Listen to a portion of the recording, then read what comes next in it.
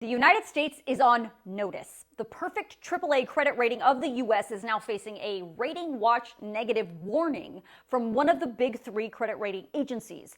Fitch issued this warning yesterday, saying it could downgrade the U.S. credit rating if Democrats and Republicans don't come to a deal soon on raising the debt ceiling. Without that deal, the U.S. would intentionally default on its debt for the first time in history. But what does that really mean? Well, you know how you get a credit score and that determines whether you even qualify for a loan and how much it'll cost you to borrow that money?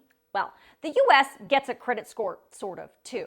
The top three credit rating agencies are Fitch, Moody's, and S&P. And if one of them downgrades our credit rating, it'll cost all of us taxpayers more money when the U.S. needs to borrow what it needs to make the payments on that massive $31.5 trillion of debt we're sitting on. That means the U.S. will have to pay higher interest on treasury bonds, notes, and bills, and that's coming out of your pocket. To give you some context here, the Treasury Department paid a record $475 billion in just interest payments on the national debt in 2022.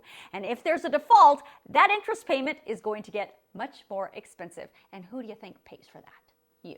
Now, since we always pay our bills, our credit rating is nearly perfect. They don't give the U.S. a credit score number. Instead, they call it a AAA rating. But in 2011, when we came close to defaulting on the debt, S&P stripped the U.S. of its perfect AAA credit rating and downgraded the U.S. to AA+.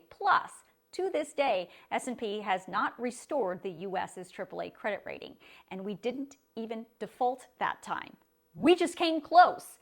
The Government Accountability Office estimated that downgrade and the debt ceiling standoff in Congress back in 2011 raised the Treasury's borrowing costs by $1.3 billion. It's worth noting, Fitch does expect that there's going to be some kind of resolution to this debt ceiling crisis, but warns they aren't afraid to downgrade the U.S. The other credit rating agencies have not yet given the U.S. a rating watch negative warning.